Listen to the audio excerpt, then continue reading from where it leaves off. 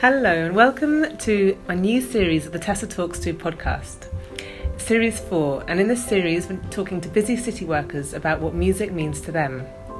Today I'm at Travers Smith, a law firm just off Smithfield, and I'm lucky enough to be talking to Charmaine Pollock, who's a senior associate here, who makes a lot of time in her week for music making, taking up clarinet and singing lessons.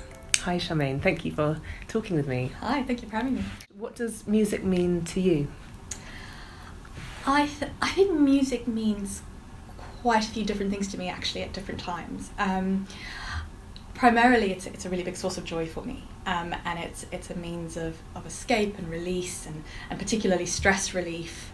But it's also a nice chance for me to exercise a part of my brain that I otherwise don't really get a chance to use that much. I think working in the legal sector, it's probably not one of those areas that you would traditionally class as being in the creative industries, even though there are elements of creativity to my role. But no, having a chance to actually be properly creative at times is a wonderful outlet. And that's sort of activating the right side of the brain, isn't it? Because I imagine so much of what you do at work is logic and the left side of the brain.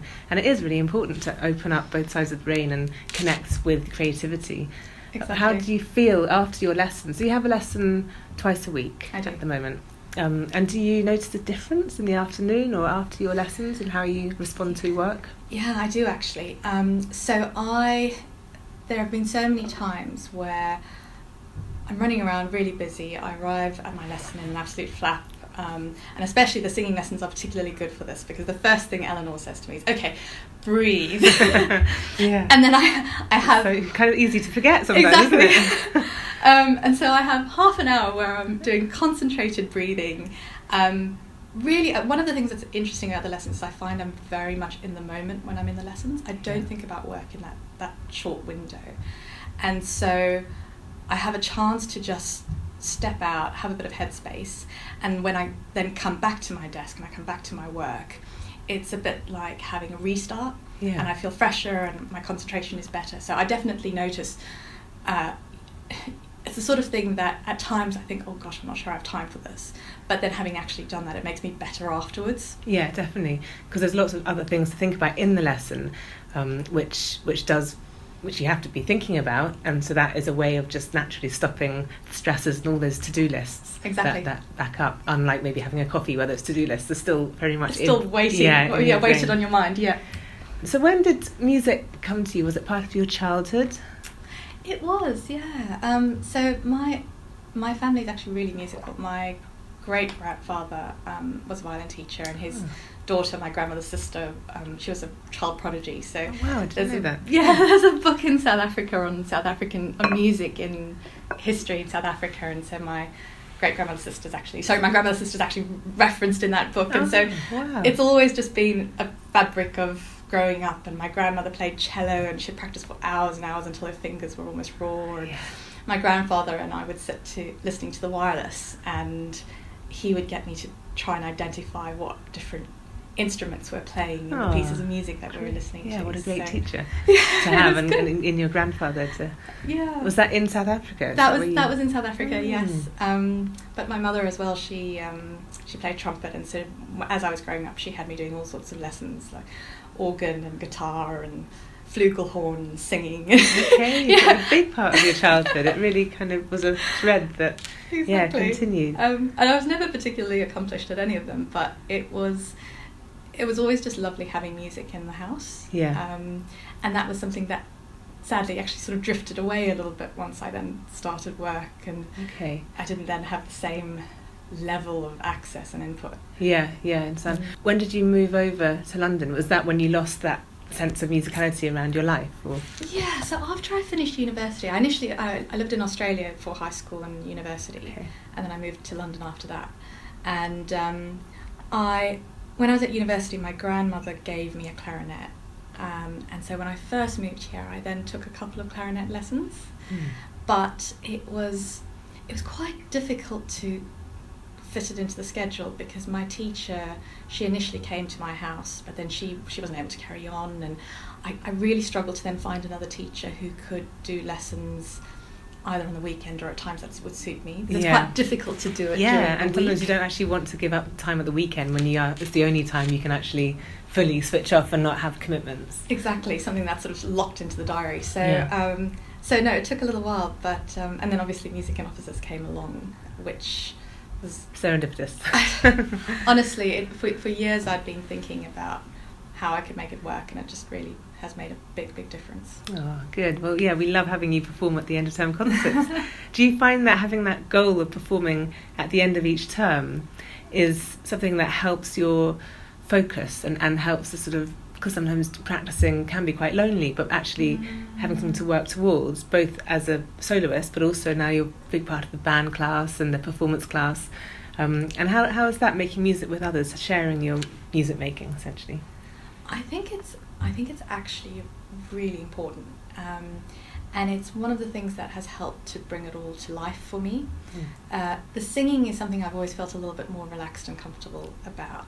The clarinet, I don't do as much practice as I ought to, but it is also one of those instruments where I have to think a lot more when I'm playing, and it's a bit scarier because you make a mistake, it sounds awful, and you squeak, and so having a chance to play clarinet at the band sessions, for example, which they've just been absolutely brilliant. They give you a chance to come and play with a group of people of all different levels. Yeah, and just be part of something in a really fun way, presumably. Exactly, and you get pressure. A sense.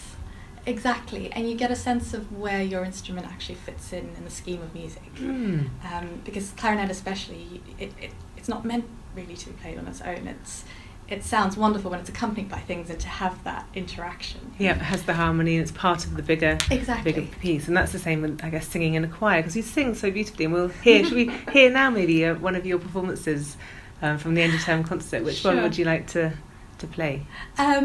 Shall we go for Misty? Yeah, let's listen to a little bit of you singing Misty at the summer concerts this year. Yes.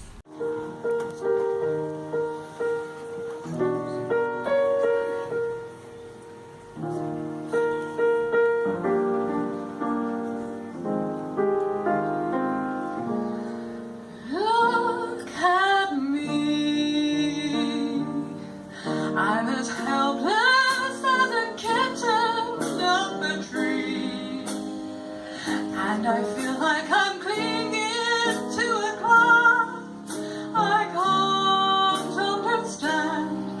I feel misty just holding your hand.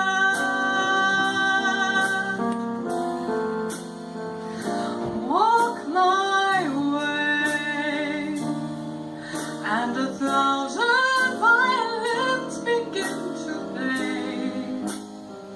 Or it might be the sound of your hello, that music I hear. I get misty the moment you're near. You can say that you're leading me on, but it's just what I want you to do. Don't you notice how hopelessly I'm lost? That's why I'm following you.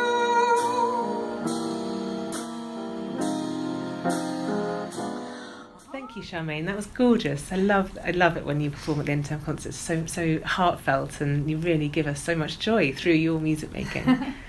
So singing as a soloist is something we've just heard you do, but do you also sing as part of an ensemble, as part of a choir? So Travers Smith has a choir that comes together a couple of times a year. Okay. And actually for a long time I didn't sing with them, partly because it'd been so long since I'd done any singing that I felt, I think, probably a little bit inhibited. It's such a vulnerable, exposing thing to do, isn't it? Especially with your colleagues. Exactly. And we have some absolutely incredible singers here as well. So so it took me a while before I then joined in with the choir, and having done the lessons with music in offices, I then decided to sort of throw my hat in the ring. Well, you're totally up there with them all. I mean, talking about amazing singers, you know, they're lucky to have you, I think. So no, I recently started with them last year. Was the best time, and it is great. It's a quick moving choir because we don't practice all year round, so we really only come together at Christmas time or when there's a summer concert and prepare at that point. And it is a different experience singing with other people because you do have to be more precise and more faithful to the music, and I think I'm probably a little bit guilty of being a little bit too less interpretive. Bringing your own interpretation to music, but within the whole, I guess, is important for a choir. Exactly, and so that's been a good experience as well from a different perspective in terms of learning how to, again, coming back to making music with others, how to do it in a way that's coherent and works well. And do you think it's more exposing doing it with colleagues who you know professionally and you might not know so much personally, but actually when you sing together quite quickly those barriers break down, don't they, and you actually gain this sort of community of trust between you and get to know each other in such a different way?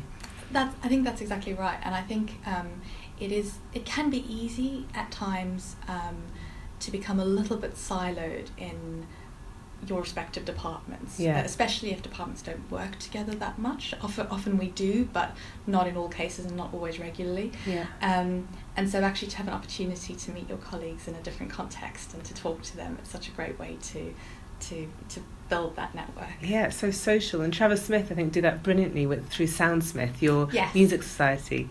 And not only do you have concerts and you're supporting young musicians from Guildhall, but you have dinners, and I mean that's what music is about, isn't it? Bringing people together and coming together through a shared love of music. Yes, no. So I think one of the things that's been just brilliant is all the buy-in and the support that we've had at a firm level for integrating music into the workplace. It makes such a fundamental difference to my life in a really important and significant and personal way. And I think to have a workplace that allows for that and that encourages that is just really incredibly special. And they've been brilliant. We have an agile working policy here as well, and I think that's part of it as well. The fact that you can intersperse in your day having music lessons, and then you do your work at other times, and it works. It does work really well, and it makes life better for us. And it's better for our mental health, and it's a great scheme. Just adds to the culture, a different dynamic to the culture. Exactly. So when you're not practicing or having your music lessons, what piece of music do you listen to? Perhaps first of all, what piece of music do you listen to help you focus if you have a really stressful afternoon ahead and you've got so many things going on? What calms you down and helps you tick off that to-do list? So years ago when I was at university, I read that apparently Baroque music is the best kind of music to really help you focus. And I don't know if that's true, but I think, it certainly works. Classical. It's got all the filigree and the harmony, I think, helps. It's very intricate, Baroque music. It is, and it just, I do find that it creates a little bit of a space around my head where I can then focus on whatever I'm doing, and it fills the space with positive sound, and it sort of blocks out all the distractions, and I find it works really, really well. Is there one in particular, like Bach Goldberg variations, or something on the cello, or what sort of? Nothing particular. So Bach in general, that's usually, I have my Spotify, and so I usually do a search and then I just sort of let it run. Okay, Bach's playlist. Exactly, best of Bach. Exactly. Can't go wrong. And what piece of music would you listen to escape, to kind of go to that desert island that carries you there? So I think I have a playlist that I call my walking playlist, because it's the playlist that I listen to when I'm walking to and from work. And the sorts of things that I've added onto there have become for me the things that I associate with just calming down relaxing and, you know, crossing Blackfriars Bridge and seeing the lights of the city and just sort of going, dreaming a little bit. Exactly. And the sorts of things that I have on there tend to be more upbeat. So I really, probably because of my mother's influence with her playing trumpet, I really like things with trumpet elements. And I like ska music with trumpet. Okay, cool. Aspects. I love ska. Yeah. So like Real Big Fish, The Cat Empire. And I like things that make me laugh a bit. The humour music's always good. Exactly. So Tim Minchin's music. Okay. And also there's a funny little band that did an album called Evelyn. Okay. And one of their songs, Have You Seen My Sister Evelyn? The music sounds a little bit like it's from, I don't know, the 1940s or 50s or something. And then the lyrics are just a bit out there. Odd. Exactly. Oh, let's have a listen to that. Okay. It's quite amusing. So I like that sort of thing as well. And things that are beautiful, like Fleet Foxes, the harmonies that they have. I love those as well. So should we listen to the Evelyn? Sure. What's that called? Have You Met My Sister Evelyn? Have You Met My Sister Evelyn? Let's have a listen to that. Okay.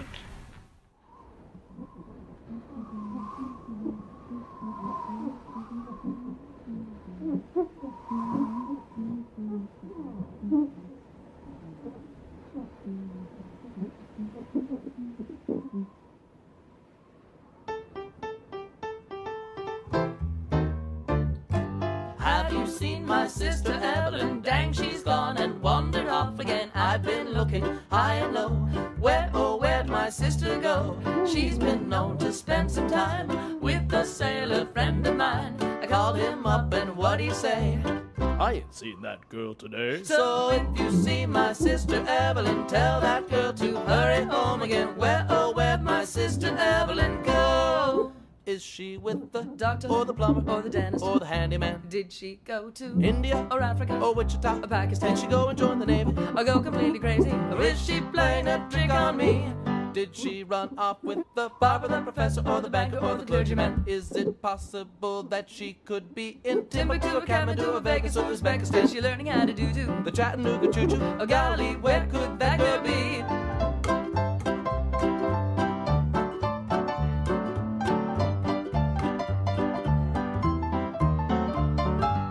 So yes, that was the Evelyn piece. So I think you can probably see why I think it's a little bit quirky and why it brings a smile to my face. Funny, yeah. And when you're walking over the bridge at the end of the day, that's kind of what you need, just a bit of humour, a bit of fun, just to wind down. And, exactly. And music does that so quickly, I think, can do that so quickly for you.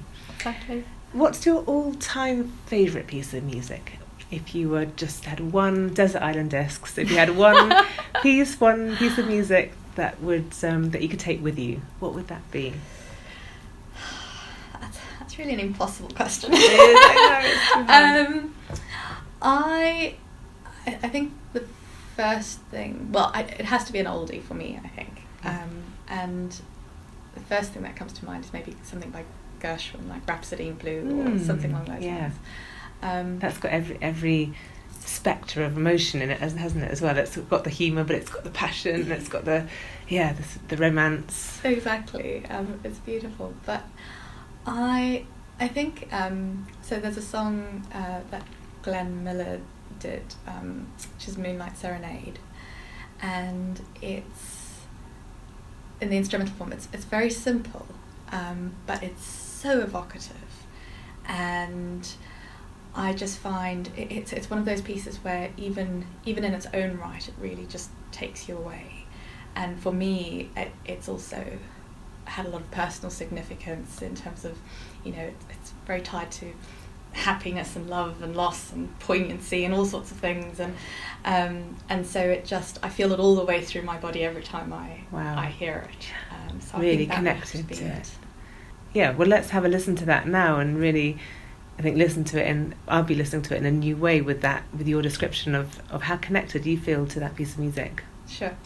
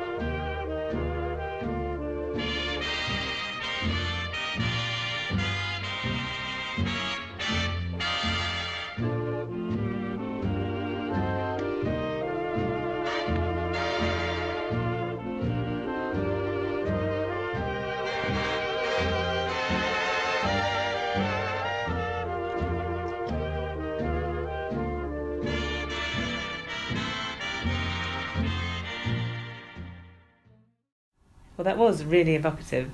Thank you, Charmaine. Let's come back to you and your music making. What are you working on at the moment through singing and the clarinet playing? What are your pieces that we hopefully will get to listen to in December at the end of term concert?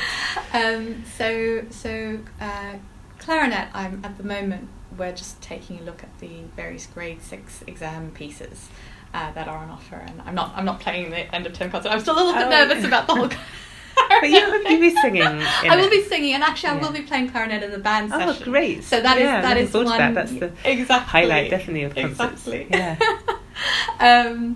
But yeah, so we've been working through the grade 6 stuff. For the singing, we've been working on an Italian piece, the name of which escapes me now. Sorry, but Eleanor's really interesting the way that she teaches the lessons, because she'll take a piece and she'll introduce an element into it that is a bit different, or you'll do the same piece twice, but with a little bit of a different style. And one of the things that we've been playing around with this one is actually jazzing it up a little bit. Okay. Yeah. And trying to effectively improvise and play around with the rhythm and the way that you sing what is otherwise quite a structured classical piece. And that can be really challenging, having suddenly the freedom to improvise. Even within the improvisation, you often need a structure that might be hidden because it's sort of so free and playful, but within that parameter there is that structure in place so that you can riff off it. Is that what you've been sort of working on, having more riffs or more freedom with the melody? Exactly. And it's sometimes it works and sometimes it doesn't. But one of the things that has been really important actually in terms of the music lessons, and actually in the band sessions as well, James and Eleanor are really good at getting this across, is it's okay not to get it right. It's okay for it to not work. It's okay to make mistakes. It's all part of the learning process. And it's funny, it's one of those things that is so apparent and so important in music, but it's a lesson that we really can apply in all parts of life. Definitely. There are no wrong notes. That's my mantra. There are no wrong notes, and you just have to react in a different way to what you're given, essentially. And that's how jazz works. You're just reacting all the time in a really agile way, to use a corporate word, but you have complete agility of thinking in order to take the tune to somewhere different, or to pass it over to a different player. It's all about leadership and following and listening, in essence. So yeah, like you say, that could be so much of learning in the work environment, just how you listen and how you react to other people, toning up, toning down. Yeah, exactly. And it's something I have to I probably have to translate more into the wider parts of my life as well, to remember that, making the mistakes and doing things slightly in a way that you weren't expecting, or having things go in a direction that you weren't expecting, can just be an opportunity for something new and different. Yeah, rather than seeing it as a mistake, seeing it as an opportunity to develop a new pathway. I mean, that's so ingrained in the arts. Samuel Beckett, fail better. Yes. Failure is embraced, and it's definitely where the learning happens. And you have to go through that in order to progress to the next level of whatever artistic venture you're not struggling with, but you're trying to sort of strive for. Exactly. Yes. Yeah. It's a lesson in life. Exactly. But that's what the arts hopefully are bringing into corporate culture through not just music and offices, but you've got a huge art program here at Travers Smith, and I think creativity is beginning to be really embraced and understood. In your experience of having music lessons, and also here at Travers Smith you have a really successful art program, what would you say to companies who may be at the beginning of their understanding of what the arts could bring to their people and their office environment, their culture? I would say that I think it can potentially be easy to underestimate the positive impacts of something like this, and it can be, introducing a scheme like this, it is a bit unusual. It's definitely not in the norm of your 9 to 5, the traditional structure of what a workday might look like. And I think it can be difficult sometimes for organisations to develop and to change. And I think that there is an element of change that comes with introducing something like this into the workforce. And I would say not to dismiss it out of hand. I would say that the benefits that flow from it for the employees who partake, but also the wider workforce who then have to interact with those people. That's interesting. Yeah, that's an interesting dynamic, isn't it? Your colleagues who might not be having lessons, or music might not be important to them, but being aware of you having that time to have your clarinet lesson, singing lesson, that does, like you say, is a different way of interacting together. It is, and it can, there is a potential tension there, because some people may not appreciate it, and they may not think it's important. And you can completely understand that. I think what I would say to that is, when I come back from those lessons, the time that I then have in the afternoon is often more effective, and I'm often more relaxed, and so the interactions that I have with people after my lessons might actually be more calmer and more productive. Yeah. Exactly. There's a huge business benefit in that, isn't there? Exactly. So, I think it's a question of really just approaching things from a little bit of a different perspective, and valuing the fact that you have got people in your workforce who are whole people, and part of what makes them work well may be something like this, maybe the music, maybe a chance to use the bits of their brain that they're otherwise not using. In order to bring their whole self, well, that's a very overused term, but it is essentially that, their whole self to work. Exactly. And so I would say give it a go. If you don't, what have you got to lose? Exactly, yeah, what have you got to lose? Well, let's thank you so much for chatting to me, Charmaine, today. I think it's really beautiful how you express your connection to music and the role that it plays for you in the week, and I really appreciate you opening up for me today. Let's finish by listening to you sing again. Shall we listen to Can't Help Loving That Man? Sure. So this was a song that I actually performed here at Travers Smith for one of our concerts to showcase what music and officer students had been doing. And to your point earlier on about performing in front of colleagues, it was actually much more stressful than performing at the end of term concert. So exposing, so vulnerable in a way. You're giving yourself, like you're talking about, your emotional self as well to your colleagues who might not have interacted with you in that personal way. And I think it's allows them to see you from a different perspective as well. And particularly this song, which I chose sort of slightly last minute because it would be easy to do quickly. And then I listened to the lyrics, and the lyrics are so exposing about, doesn't matter what this man does to me, I'll still love him. You just sort of think, oh God, singing this in front of my colleagues. Yeah, so brave of you. They would have loved it. I'm sure they did. It was really good fun, actually, and I think it was good for people to get a chance to see what we're all working on, and to connect with us in a different way. Yeah, well, that's what it's all about in lots of ways, I think, and that's what the power that music can bring, especially in a work environment where it's so needed. Thank you, Charmaine.